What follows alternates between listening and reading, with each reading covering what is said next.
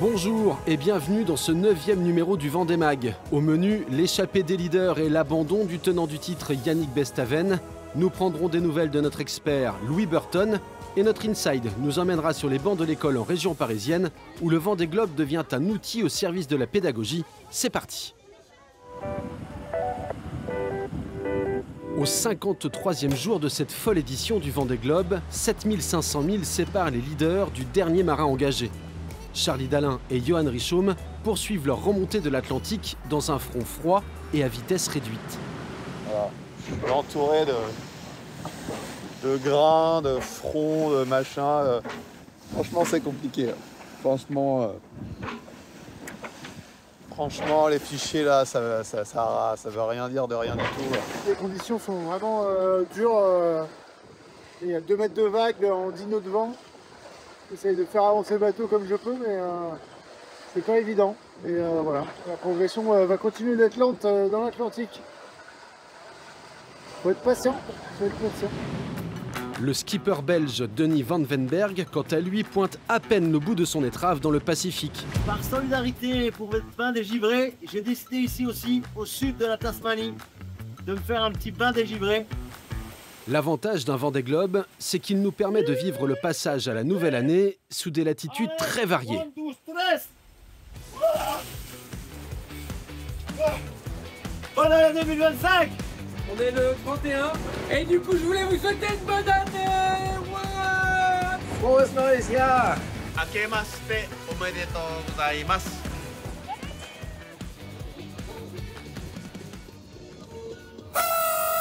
Allez, profitez de chaque seconde comme je profite de mon Vendée Globe.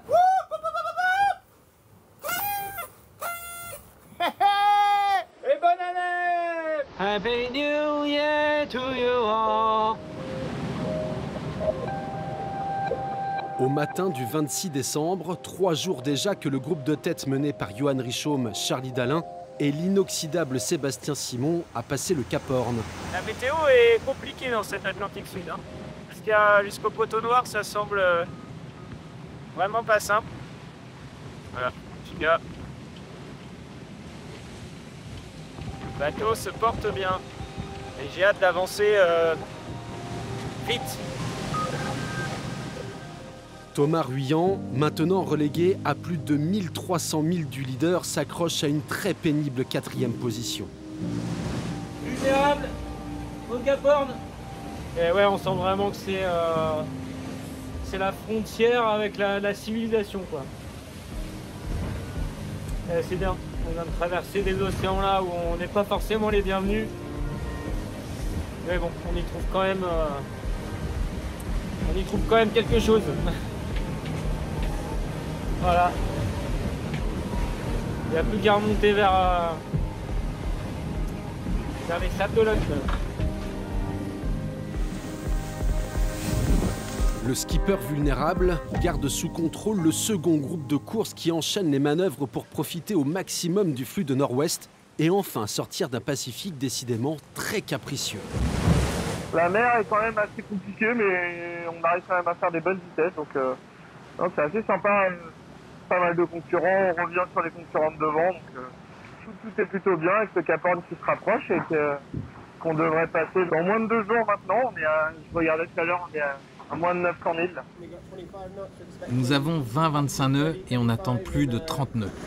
La mer va grossir et il y aura des vagues de 5 mètres. C'est une bonne dépression qui nous attend, mais on a déjà eu ça. Donc on a rangé les grandes voiles et on a sorti les petites. Il y a un grand bazar dans mon cockpit. Je vais avoir un peu de rangement à faire, mais tout va bien. J'ai hâte de reprendre du nord pour pouvoir continuer auprès. Le train des dépressions sud n'épargne pas les poursuivants que sont Samantha Davis et Clarisse Kremer qui naviguent de concert depuis plusieurs jours. Au passage du point Nemo, soit le plus éloigné de toute terre, nos drôles de dames décident d'aborder différemment le système qui s'offre à elles. La première passe au nord et choisit de préserver son bateau en vue de sa prochaine remontée de l'Atlantique. Le vent est froid et du coup il est dense, donc ça tape assez fort quand il y a des grains et des claques à 45. Là c'est pour comme ça pour encore moins de 12 heures. Et après, ça devra s'améliorer. La seconde part au sud, suivie de près par un Benjamin Dutreux qui sait à quoi s'attendre. Je commence déjà à avoir plus de 30 nœuds de vent et environ 4 mètres, 4 mètres 50 de mer. Et c'est vrai que c'est solide. Et on attend 7 mètres 50 là, dans les prochaines 24 heures. Là, j'ai commencé à tout attacher, tout ranger dans le bateau. Quiz du jour. Quelle est l'activité que vous rêveriez de faire sur un IMOCA auprès du point Nemo avec 30-35 nœuds de vent et 5 mètres de houle? Bah moi j'ai choisi l'électronique. C'est tout à fait adapté. La skipper de l'Occitane en Provence vient de noyer ses 2 ordinateurs de bord. Elle se retrouve pour quelques heures sans aucun routage ni météo. J'ai du mal à en croire mes yeux. Un PC avec un logiciel de navigation et un logiciel de routage. Alléluia. La quasi-totalité de la flotte s'étend maintenant sur tout le Pacifique en flirtant toujours avec cette fameuse zone d'exclusion antarctique.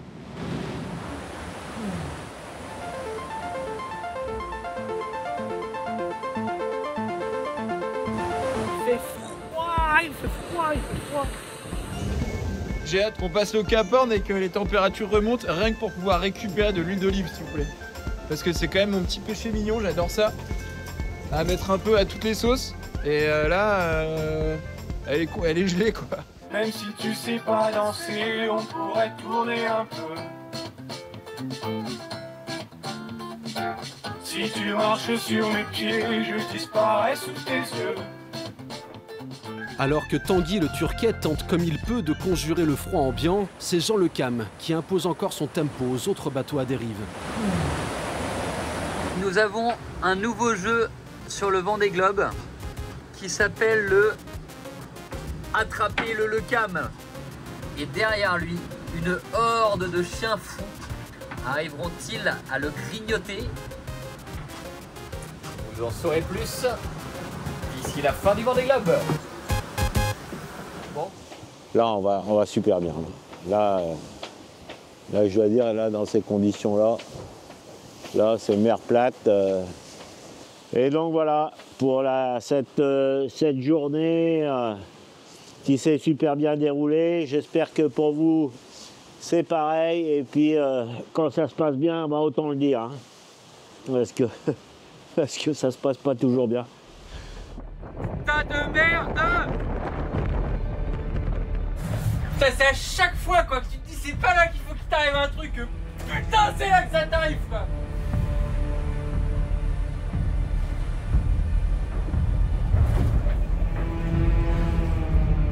J'ai cassé mon hook. En fait, celui que j'avais, il avait pas le système de hook de secours. Donc j'ai dû le remplacer, donc monter, enlever la porte, changer le chariot, refaire les lashings, enfin un bordel les gars. Un bordel. Là c'est encore, c'est comme le mât quoi. Là c'est la merde encore. Voilà. C'est la latte qu'on voit en dessous. Tout le tissu il est bouffé. Ah ça c'est un des pires. Je pensais pas que c'était autant abîmé.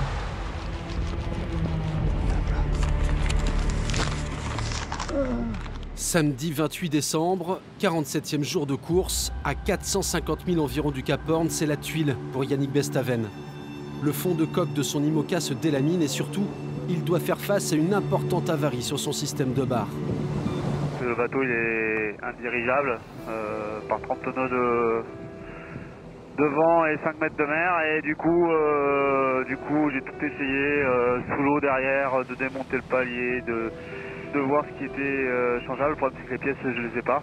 Pour l'instant pour essayer de rejoindre le Cap Horn tant bien que mal, voilà, j'ai attaché avec mon écoute de Génac, j'ai fait des renvois de barre en fait. Ironie du sort, le tenant du titre fête le même jour son 52e anniversaire. Il est contacté pour l'occasion par l'organisation du Vendée Globe. On voulait malgré tout ça, te faire une surprise en effet, puisque Daniel Auteuil est avec nous en direct. C'est d'abord Yannick, Je t'aime de tout mon cœur. Va te mettre à l'abri. Fais-moi plaisir et je te souhaite un joyeux anniversaire. Je t'embrasse fort, fort, fort.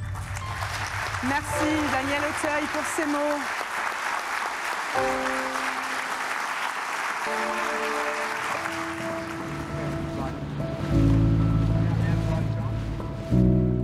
Du côté de l'Australie, c'est la Britannique Piper qui, 2 semaines après son dématage, fait son entrée sous gréement de fortune dans le port de Melbourne.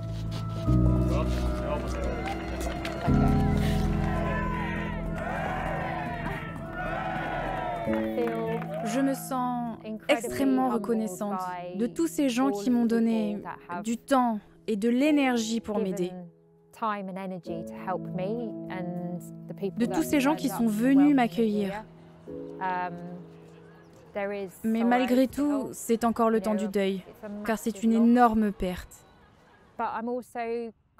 Mais je suis quand même fière de m'en être tirée toute seule. Dans les faits, si on choisit de prendre ces risques, de naviguer en solitaire, on doit être responsable de nous-mêmes, et c'est ce que j'ai fait, et je suis fière de l'avoir fait. Forcément déçue, mais toujours rayonnante, la skipper fait une nouvelle fois preuve d'une résilience et d'une sagesse rares. Ça a été dur pour moi, mais ma reconnaissance, c'est d'être sur l'océan. Vous savez, ce n'est pas la seule course que j'ai faite ces 4 dernières années. J'en ai fait beaucoup. Le Vendée Globe, c'est la cerise sur le gâteau. C'est tout ce qui m'importe. Et je préférerais toujours faire la moitié d'un tour du monde que pas de tour du monde du tout.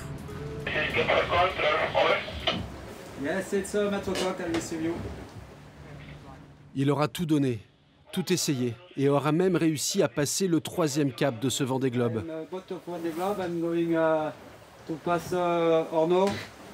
Mais au matin du 30 décembre, Yannick Bestaven doit se rendre à l'évidence. Je dois abandonner le Vendée Globe maintenant pour réparer.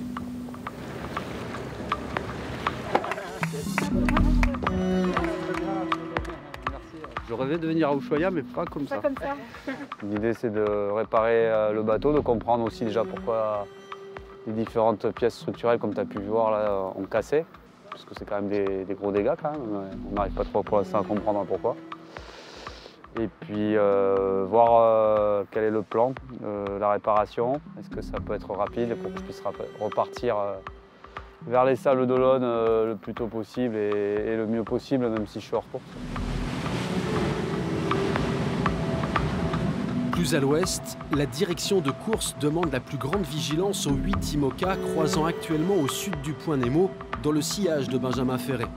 Les fichiers satellites ont effectivement mis en évidence la présence d'icebergs en dehors de la zone des glaces. Nous, on est le bateau orange là. Nos routages, c'est les verts et les rouges. Donc la route potentielle qu'on va faire. Et tous les petits points bleus que vous voyez, c'est des icebergs avec leur dérive indiquée par là. Et donc comme vous voyez, on a quand même une route qui passe très proche de l'un d'entre eux. Donc ce qu'on va essayer de faire, c'est en approche de cette zone-là, on va essayer d'avoir une route un peu intermédiaire pour passer entre les deux, avoir une certaine marge de manœuvre et puis attendez parce que j'ai les gnocchis à la cocotte qui sont en train de chauffer. Dans l'Atlantique, c'est la pétole. Ça avance pas, mer d'huile. Charlie Dalin pointe toujours en tête, talonné par Johan Richaume, à la latitude de Cabo Frio. En gros, c'est un peu comme le poteau noir du Brésil. C'est quand tu y rentres, mais tu sais pas trop quand tu en sors, quoi. Sébastien Simon a quant à lui décidé de se rapprocher des côtes brésiliennes. Pas sûr que cette option soit des plus payantes. C'est mou, mou, mou. Les premières estimations donnent une arrivée possible des premiers entre le 14 et le 15 janvier au Sables d'Olonne. Un tour du monde en 65 jours, ce serait 9 jours de moins que le record détenu par Armel Lecléache depuis 2016.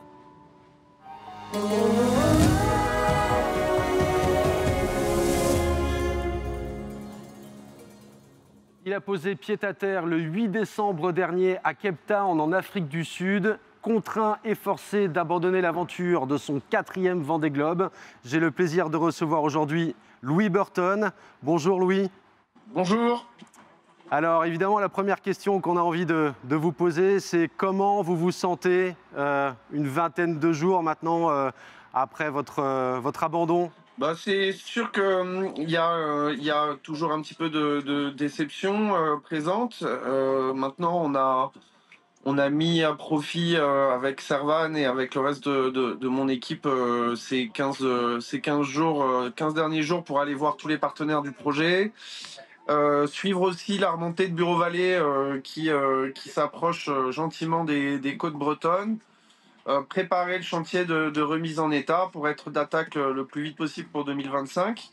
Voilà, et puis continuer à vivre la course en tant que spectateur. Et puis j'ai hâte de venir au Sable d'Olonne accueillir tout le monde et puis entre-temps récupérer mon bateau et toute mon équipe qui a zappé les fêtes de Noël et de fin d'année pour ramener ce beau bateau. Donc voilà. Ouais, j'imagine. Vous avez réussi à comprendre ce qui s'est passé à bord de Bureau Vallée ce 8 décembre?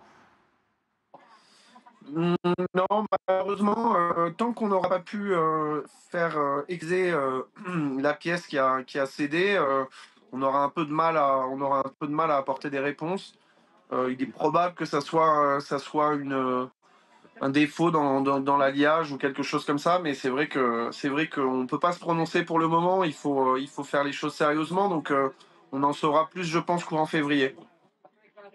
Vous me parlez de 2025. Est-ce que vous arrivez à vous projeter dans 2028? On a tendance dans l'équipe Bureau Vallée à essayer de rester toujours le plus positif possible. Donc oui, on a déjà commencé à réfléchir à est-ce qu'on a encore envie d'y aller? Alors évidemment, moi j'en ai énormément envie, toute l'équipe aussi. Et qu'est-ce que l'on va faire pour améliorer encore les choses et puis se projeter sur tout ce qui peut être modifié dans notre approche. Quand on abandonne une course aussi importante que le Vendée Globe, forcément il y a beaucoup de questions qui se posent. Donc voilà, on essaye de réfléchir correctement à tout ça, de prendre un petit peu de recul sur ce qui s'est passé. Et bon, je dois dire que pour l'instant, j'ai un soutien de la part de toute mon équipe, de la part de mes partenaires qui ont été très proches de moi. Donc voilà, j'ai déjà beaucoup de chance. En 2021, vous terminez 3e du Vendée Globe. Vous partagez le podium avec un certain Charlie Dalin et un autre Yannick Bestaven. J'imagine qu'aujourd'hui, vous avez une pensée particulière pour le skipper de Maître Coq.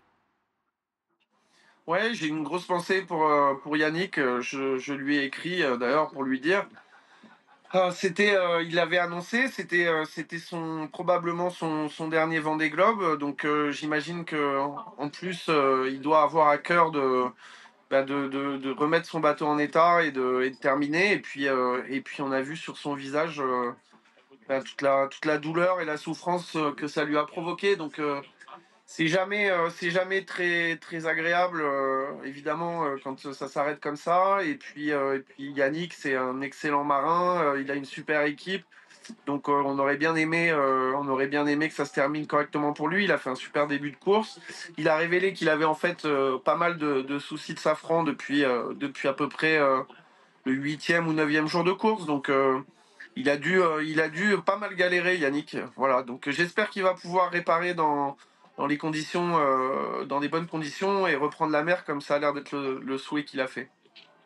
Alors nous évoquions Charlie Dalin. Quel est votre sentiment sur cette tête de course, là, sur ce duo Charlie Dalin, Johan Richaume à la bataille depuis déjà plusieurs jours dans l'Atlantique? Ben là, on voit deux marins excellents, deux performeurs qui ont des très belles machines, très bien préparées, très récentes. Donc, on imagine que s'il n'y a pas de gros pépins techniques entre eux sur leur bateau, je pense que le match va être très serré jusqu'à l'arrivée. Très probablement une arrivée le couteau entre les dents et avec des écarts qui risquent d'être très faibles. Ils sont dans le même système météo, ils vont tous les deux très vite. Donc voilà, c'est génial à suivre. Quand on aime le sport et le match comme ça, c'est absolument passionnant. Une dernière question, Louis. Est-ce que vous avez 2 enfants? Est-ce que vos enfants suivent le programme Vendée Globe Junior à l'école? Alors, ils suivent, alors, non pas le programme Vendée Globe Junior, mais c'est un peu de la triche de ma part. Vous savez, on a un kit pédagogique depuis 8 ans. Et donc, évidemment, on l'a poussé dans l'école des enfants. Donc, ils sont plutôt sur ce kit pédagogique-là. Mais en tout cas, ils suivent bien sûr le Vendée Globe. Ils continuent à suivre la course malgré mon retour à terre. Merci, Louis. Saviez-vous que le Vendée Globe Junior, développé par le département de la Vendée, intégrait le Vendée Globe scolaire virtuel de la Fédération française de voile? Reportage dans une école des Yvelines. Alors, comment s'appelle-t-il notre bateau, Aurélien? L'imbattable des mers. On va s'intéresser aujourd'hui à sa position, c'est-à-dire longitude, latitude. J'en suis à mon 3e Vendée Globe en classe et je l'ai découvert en fait à travers les réseaux sociaux et toute l'actualité qui est faite autour de cet événement. Quel outil est essentiel pour naviguer pendant le Vendée Globe? Une boussole, un GPS, une carte papier ou un sextant?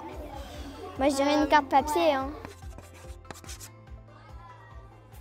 Ce qui m'a plu dans ce projet Vendée Globe, c'est tout ce qu'il apporte, cette expérience immersive et tous les apports au niveau des compétences transversales et des connaissances pour les élèves. Vous essayez de trouver l'emplacement exact de notre bateau, l'imbattable. OK? Et ensuite, on essaiera de le replacer sur cette carte avec... Je vais rajouter à la difficulté de placer notre imbattable. On va se comparer à nos 6 skippers. Et je vous ai mis leur position, alors pas en temps réel, hein, je l'ai pris hier soir, mais vous avez les positions qu'ils avaient hier soir à 20h.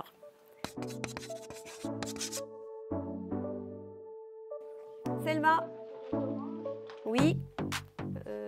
Non, c'est Louis-Duc. Voilà. Voilà. En 5, violette d'orange. Les éléments nous aident à enrichir le programme de manière quotidienne, soit via les réseaux sociaux, hein, on a accès au classement par exemple, soit à travers les magazines dans lesquels sont dispensées des ressources, par exemple tout ce qui est skipper. Et puis il y a encore le petit magazine Panini qui permet d'aborder de manière très ludique pour les élèves parce qu'il colle les étiquettes des skippers dans un album et ça permet de découvrir chacun des skippers, les bateaux, les IMOCA.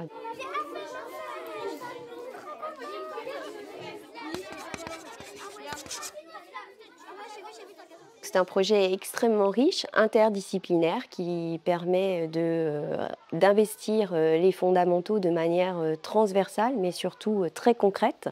Il est pratiquement situé sur quoi, d'ailleurs? Super, sur le tropique du Capricorne.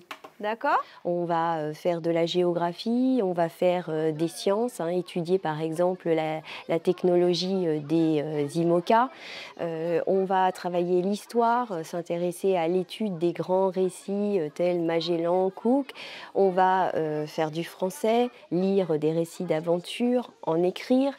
En maths, on va travailler sur tout ce qui est les distances, le calcul des distances, des vitesses.